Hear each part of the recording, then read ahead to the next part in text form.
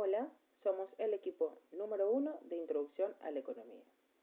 Nuestro primer trabajo práctico está integrado por Mónica Soler, Janina Alejandra Gómez, Joana Salazar y Federico Otaviano. Como primer punto a presentar son los acuerdos de precios con el sector privado para combatir la inflación entre los años 2004 y 2022. Como ejemplo, elegimos un artículo del diario Economía donde se presenta un acuerdo para mantener los precios estables por un año. La postura crítica frente a estos acuerdos sostiene que su impacto es solo a corto plazo y que son una herramienta ineficaz contra la inflación. Esto se debe a que la inflación es influenciada por múltiples variables macroeconómicas, no solo por el precio directo de los productos. Además, existen mercados dinámicos y no regulados que limitan el alcance de estos acuerdos y factores externos como los precios internacionales, que también interfieren en su desarrollo. Como segundo punto, tenemos el auge de las cámaras digitales que hunde el negocio de Kodak. El descenso de los precios de las cámaras digitales en los últimos 2 años provocó un descenso del 40% en facturación de carretes para cámaras convencionales. ¿Cuál es la elasticidad cruzada de la demanda de carretes respecto del precio de las cámaras digitales? Se calcula una elasticidad cruzada de 1.6, obtenida al dividir la variación porcentual de la cantidad demandada del bien, que es menos 40% entre la variación porcentual del precio del bien, que es menos 25%. Dado que el resultado es mayor que cero, se concluye que los bienes son bienes sustitutos. Esto significa que si la cantidad demandada de un bien disminuye cuando los precios de otro bien, que son las cámaras digitales, bajan o viceversa, ambos bienes pueden reemplazarse mutuamente en el consumo. Cuando hablamos de los bienes sustitutos, son aquellos que satisfacen la misma necesidad del consumidor, permitiendo su reemplazo. La clave para identificarlos es la elasticidad, precio o cruzada positiva. Si el precio de un bien sube o baja, la demanda del otro bien aumenta.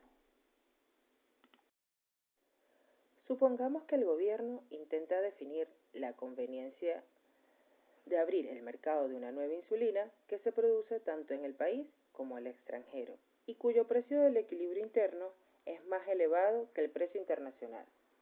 Lo contrata usted para que estudie el problema y define las siguientes cuestiones. Determinar el precio y las cantidades de equilibrio antes de que se abra el mercado al comercio internacional. Primeramente, se identifica la aparición de excesos de demanda porque el precio internacional es más bajo. La demanda local supera la oferta nacional, una vez que se permite el comercio internacional.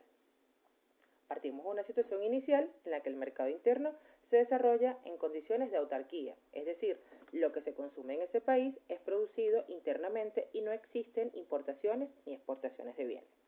Por lo tanto, las curvas de oferta y demanda determinan el precio y la cantidad de equilibrio.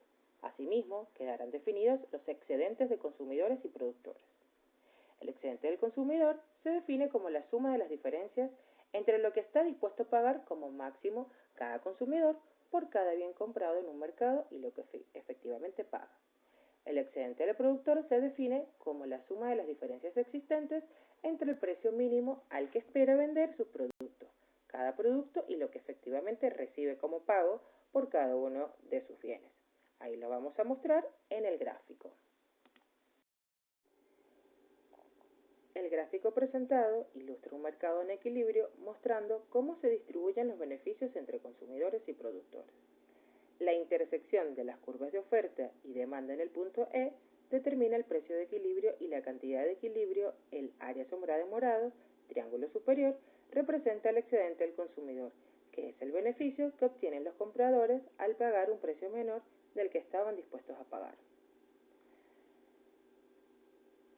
El área sombrada en amarillo representa el excedente del productor, que es el beneficio que obtienen los vendedores al vender un precio mayor del que estaban dispuestos a aceptar. Y se representa el precio mínimo que alguien estaría dispuesto a aceptar para vender.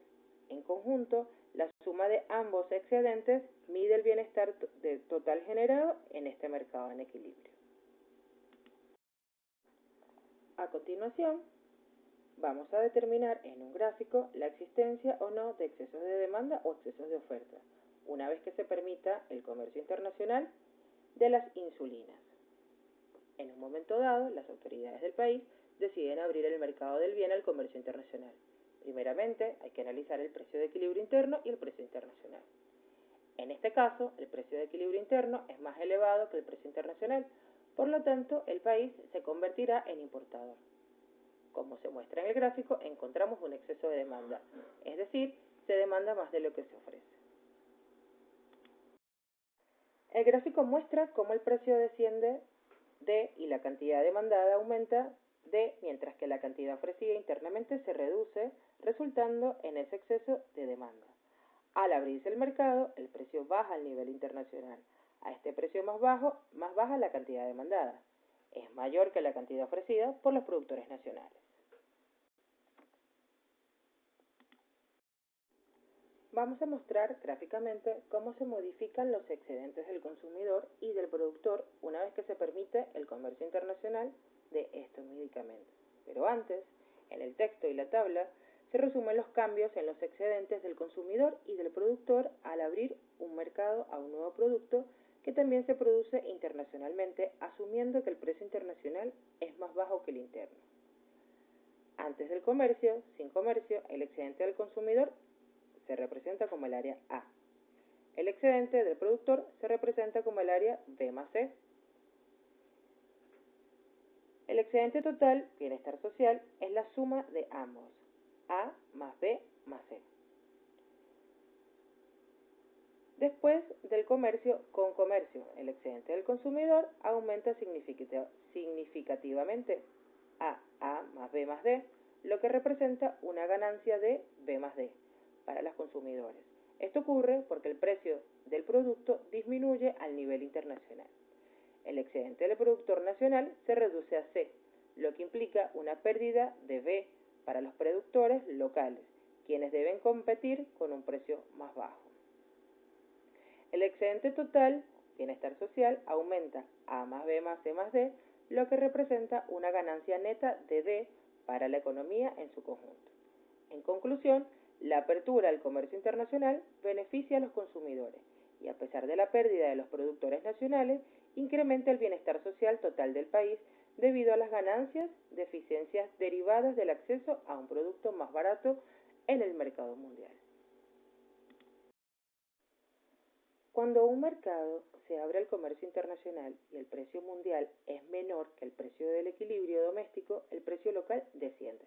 Esto provoca un aumento significativo del excedente del consumidor, pasando de A más B más D, debido a precios más bajos y mayor consumo. Paralelamente, el excedente del productor nacional disminuye de B más D a C, al reducirse la producción local y el precio de venta. La diferencia entre la demanda y la oferta nacional al precio internacional se cubre con importaciones, a pesar de la pérdida para los productores. El bienestar social total del país aumenta netamente, que es la ganancia de, reflejando la eficiencia y los beneficios del comercio. En este caso, como se observa en el gráfico, el consumidor obtiene una ganancia mientras que el productor sufre una pérdida. Se puede visualizar en el cuadro la variación de excedentes en equilibrio sin comercio y con comercio.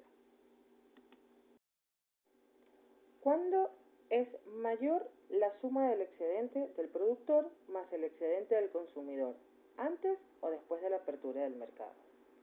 La suma del excedente del productor y el consumidor, que representa el bienestar económico general, es mayor claramente después de la apertura del mercado al comercio internacional. Esto se debe a que el comercio internacional, al permitir el acceso a una mayor variedad de bienes a precios más bajos, tiende a aumentar el bienestar general, aunque los productores nacionales puedan sufrir una pérdida. La ganancia de los consumidores es mayor, resultando en un efecto neto positivo para la economía del país.